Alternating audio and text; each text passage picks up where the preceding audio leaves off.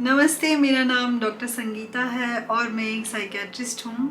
आप देख रहे हैं मेंटल हेल्थ विद संगीता, एक ऐसा चैनल जहाँ आप जानते हैं मेंटल हेल्थ के बारे में, मेंटल इलनेसेस के बारे में and how to improve your mental health. आज का टॉपिक बड़ा इंटरेस्टिंग है। ये एक ऐसा टॉपिक है जिसके बारे में लोग अक्सर एक दूसरे से बात करना पसंद नहीं करते।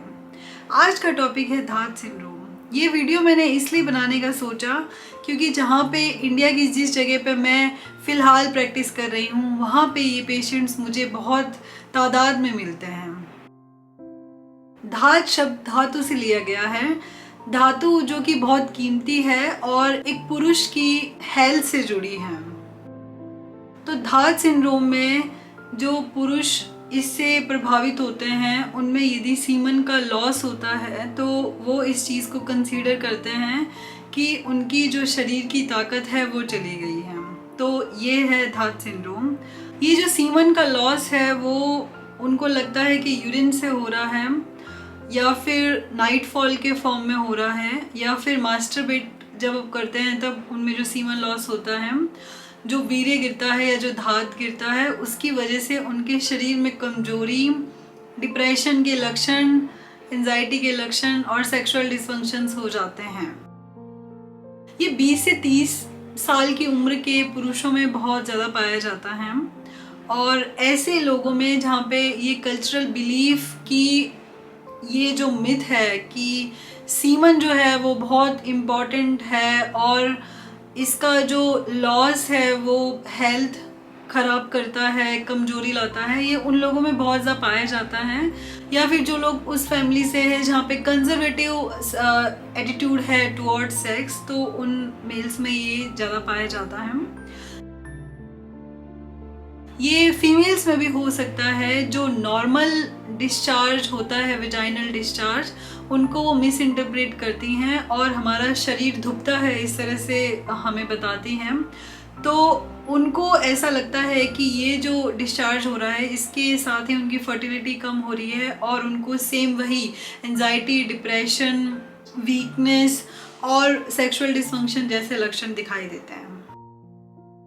ये क्यों होता है? पहला तो हमारे बीच में जो ये मिथ है कि सीमन इतना इम्पॉर्टेंट है कि इसके लॉस से हमारा हेल्थ ख़राब होती है, इसके लॉस से वीकनेस आ सकती है। सबसे पहला तो ये कारण है कि हमारे बीच ये मिथ है।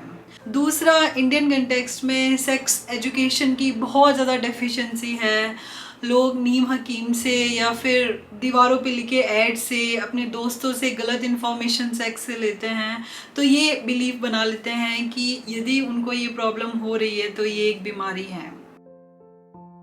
मैं इस वीडियो से आप तक ये संदेश पहुंचाना चाहती हूँ या आपको ये समझाना चाहती हूँ कि वीर्य का लॉस या फिर वीर्य किसी रूप में निकलना आपके शरीर को कोई तरह का कोई नुकसान नहीं पहुंचाता है। इस वीडियो से मैं आपको ये चीज़ समझाना चाहती हूँ कि वीर्य भी पुरुष के शरीर में एक वैसा ही फ्लूइड या सिक्रीशन है जैसे कि शरीर में और सिक्रीशन है।